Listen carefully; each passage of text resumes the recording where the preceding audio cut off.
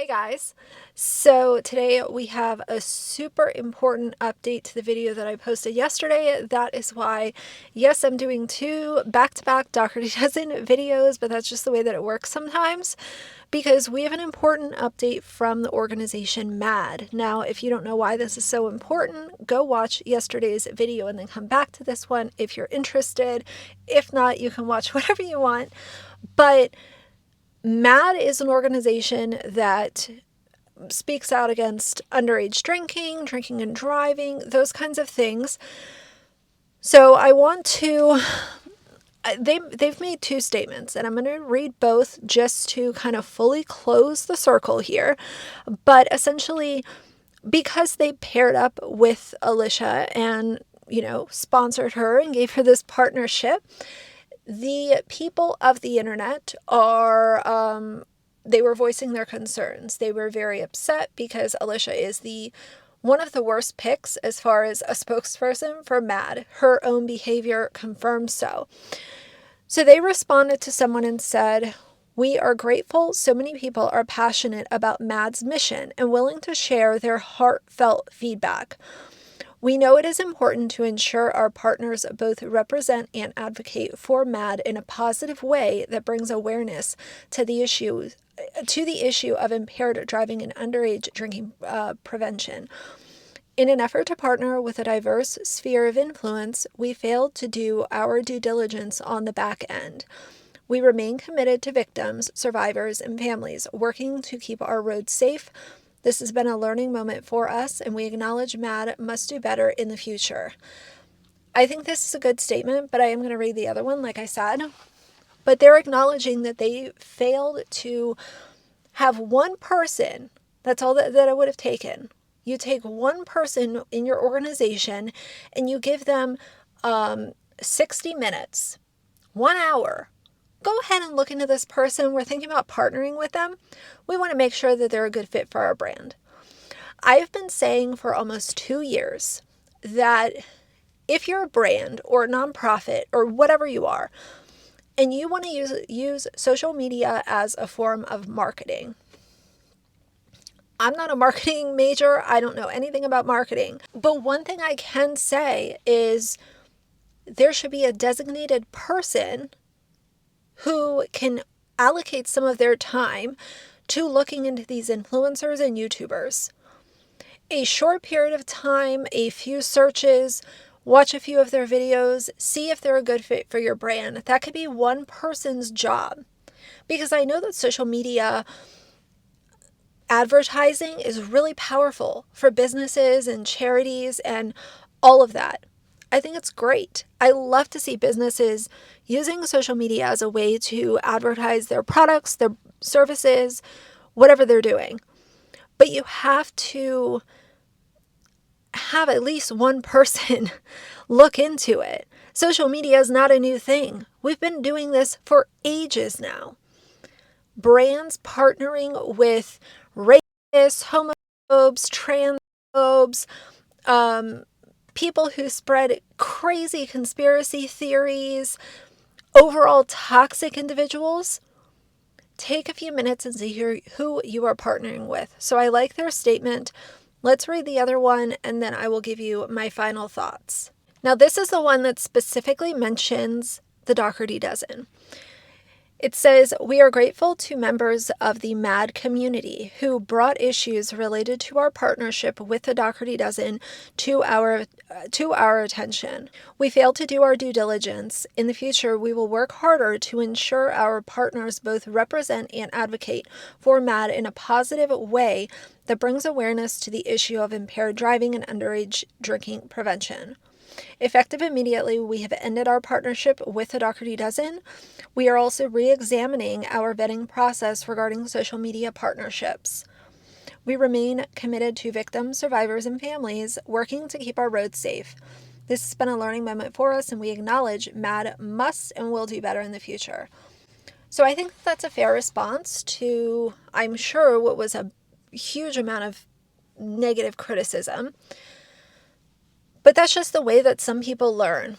It's just the way that it is, and I hope that they do learn from this. And in my opinion, allegedly, Alicia Dougherty is probably spitting fire over this.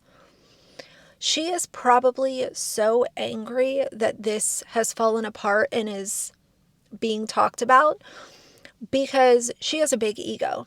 We all know that. She likes the attention. And for the attention to be taken away from her so publicly, when it comes to a partnership, I am sure that she's very angry.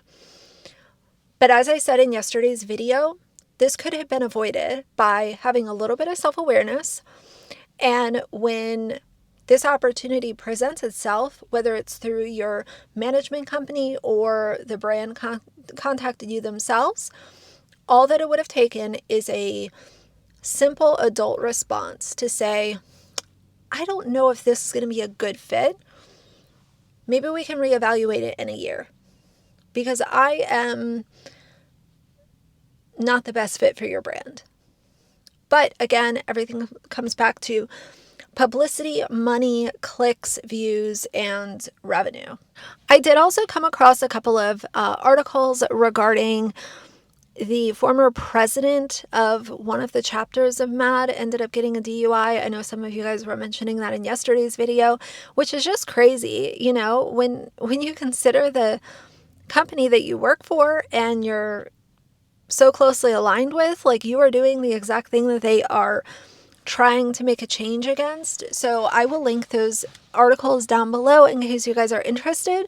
I also want to talk about this article that the New York Post did on Alicia and her nasty nacho pool. But before I get to that, I want to close out my thoughts. So when it comes to people contacting sponsors, I know some people are 50-50 on this, and a lot of people think that it's, quote, going real life and should never be done. And I, like most other things, I try to look at things on a case-by-case basis.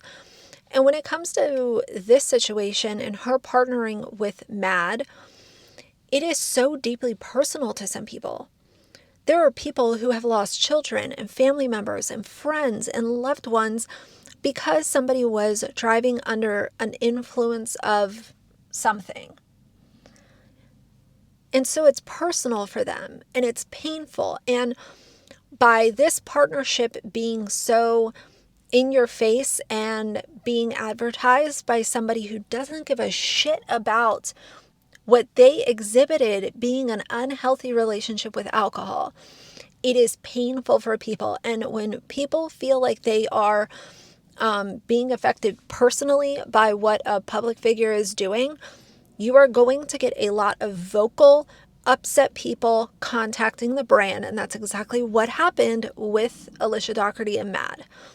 So I think that it is, in all fairness, for the people who are watching your content to have a say in what's going on with your channel. You made the partnership public. People were upset about it. You were the worst spokesperson that they could have picked. And people contacted the company and allowed their voices to be heard. So even though I am usually looking at things on a case-by-case basis, in this situation, I think that it is in all fairness because I know that it is deeply personal and very painful for some people. So I understand it in this situation specifically. Now let's move on to the New York Post covering the disgusting Dougherty Dozen nacho pool. It says, this is nacho average family style snack. Pulling her resources, a mom of 12 treated her brood to a Tex-Mex inspired nacho platter, complete with tortilla chips, ground meat, a gooey cheese sauce. Ugh, that sounds disgusting. Veggies and a sour cream drizzle as seen in a now viral video. She served the shareable chow to her kitties. Ew! In a small swimming pool, which grossed out haters and say it's totally insane. Snack board got upgraded to a nacho pool for Cinco de Mayo, penned Alicia Dougherty, 42, from New York in the caption of her trending TikTok confessional. Although Dougherty's unfussy feast might have been the most convenient way to feed her at-home crowd, detractors were disgusted by the display. At what point do we start to think this is insane? Because I think you are beyond that point. My mom would call this slopping. I'm beyond disgusted. Have 12 kids, feed them from a trough. Makes sense. People these days are so critical. I think it looks so fun. I mean, that's a personal opinion. I guess you could say that a disgusting display of, nachos and food waste looks fun, but I think that most of us were on the same page where it's just food waste again. And anyone who has covered the Dougherty Dozen or seen a fair amount of Alicia's content knows that this is nothing new. The reason I wanted to include that in this video is because I've said for a long time, Alicia really likes attention. And for these news sites to be covering her only makes her feel better about all the bullshit that she's doing. Because she is of the mindset, all press is good press. I'm getting the attention that I want. And she likes to talk about haters. Even though the haters don't matter, these damn YouTubers are constantly addressing their haters. I've made a, kind of a bad habit in the past of sporadically, maybe, not directly addressing them, but mentioning things in passing.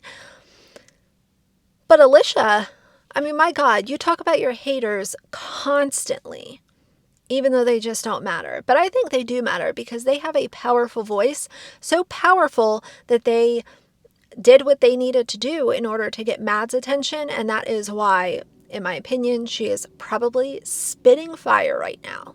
To close out the video, I want to talk about Jessica Kemp for just a second. This doesn't need to be its own dedicated video, so it'll be real quick.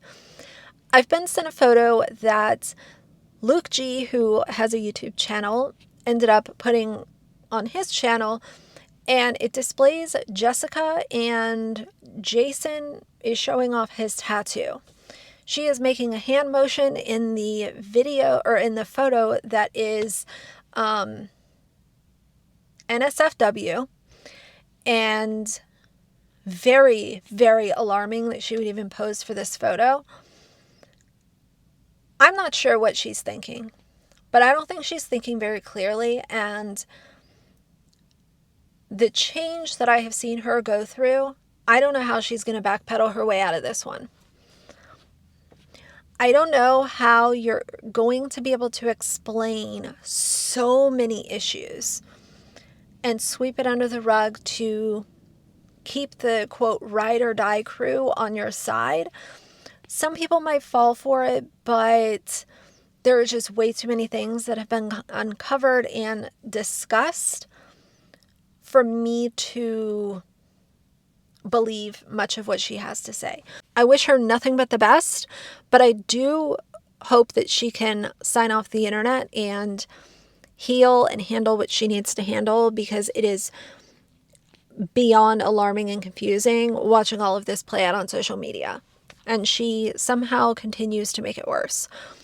But either way, I wanted to throw that in here too. So I'm going to move on with my day. But for now, if you like the video, please leave a like and a comment. And if you'd like to see more from me in the future, please subscribe. I'll see you guys soon. Bye.